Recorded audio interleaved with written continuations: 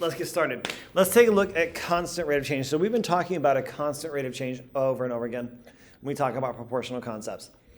So let's talk about how do we find constant rate of change and how do we identify if something has a constant rate of change, whether it's a graph or a table. We've worked with tables pretty much exclusively, and we've looked a little bit when we graph proportions at it on a graph.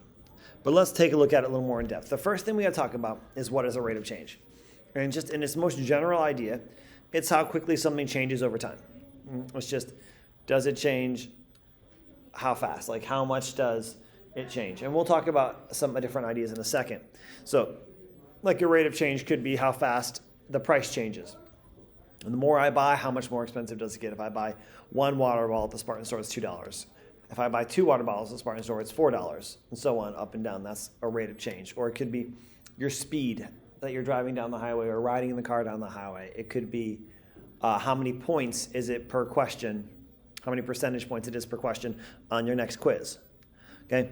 A constant rate of change is one step further. It's where the ratio between the dependent and independent variables remain the same at every point, at every given point. That relationship stays exactly the same no matter what. Okay? So let's take a look at these as we look at our math today. Okay? These directions in mind. So let's take a look at this one. First thing we've got to kind of figure out is that it's a consistent rate of change. And if we look at it, it makes sense it is, because if we look down the right-hand side of our line, it's 40, and the left-hand side, it's 5. So we can see it's got the same rate of change every time. Now, the question we have to figure out is dependent over independent. So we've got to think, okay, what causes the other to change? Does the more car washes cause to make more money, or is it more money causes more car washes? And since it's this way, we're looking at it, we can also look at it right here, dollars per car. This is my dependent variable. This is my independent variable.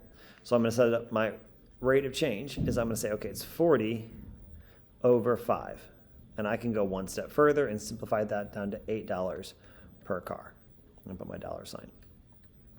Okay. The key is looking for this and looking at the problem is what causes the other. If you're not 100% sure which one is dependent over independent, look at the problem and find the ratio that is given in the problem to help you figure it out.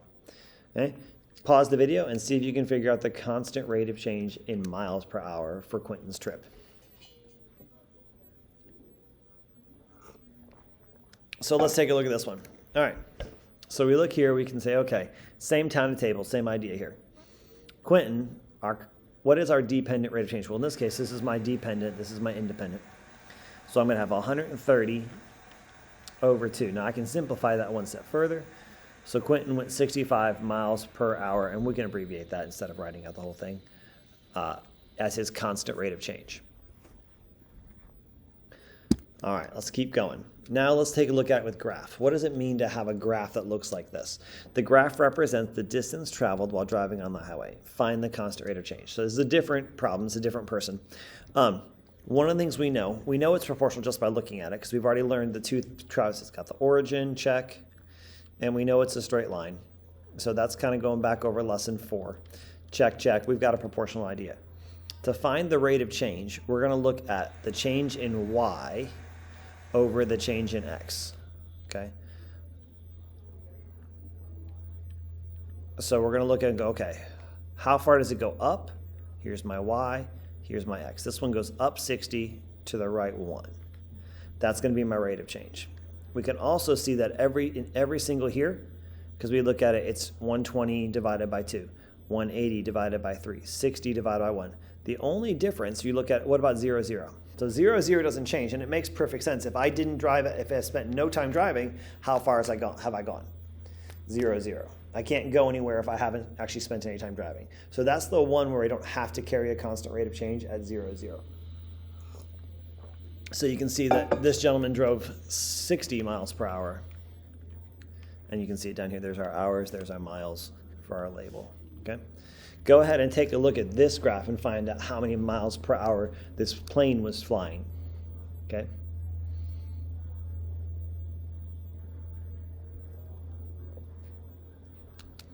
All right, so taking a look at this, again, we've got miles per hour. There's my dependent, there's my independent, and again, it's the same here. Y is always my dependent variable.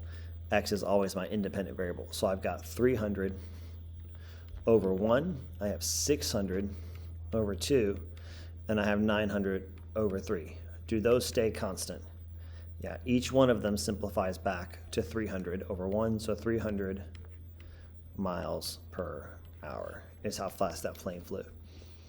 A lot faster than Quentin driving in his car the other day.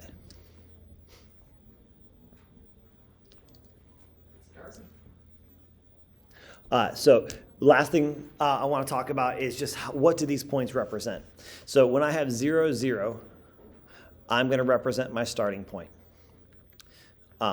That's our starting point. That's where we're going to start a graph. This is not going to have that consistent rate, but it's going to get us started.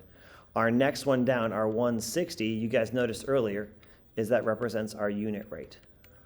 Okay?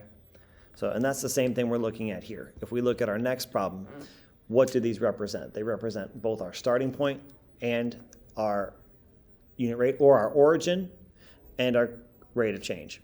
So you guys get the idea as we walk through these. Last thing I want you guys to look at, and I'm going to have you do this one and the next one, where can I use this idea in real life? Well, I can decide in price who has the better price. So if I look here at Pedal Rentals has a rate of change of $12 per hour, 12 over 1, where Super Cycles has a rate of change of 8 over 1. Who charges more? Well, Pedal Rentals charges more because their unit rate is greater. And that's one of the things you've got to be able to show. When you talk about this problem, you can only compare in terms of unit rate because you got to have like terms of unit rate. You can't compare otherwise, okay? Because otherwise you have different percentages. Go ahead and pause the video and figure out who charges less this time per hour. Sweepers are us, or carpets are us. Or Carpets Plus, sorry. Sweepers are us, or Carpets Plus. All right, so we see that Carpets Plus charges $15 per hour, where this one, Sweepers are us, charges $10 per hour. Okay, so we're going to say, okay, Carpet Plus, Sweepers are us is definitely the one that charges less. Get you guys started and you can explore it. If you have questions, feel free to reach out. I'd be happy to help you. Come see me.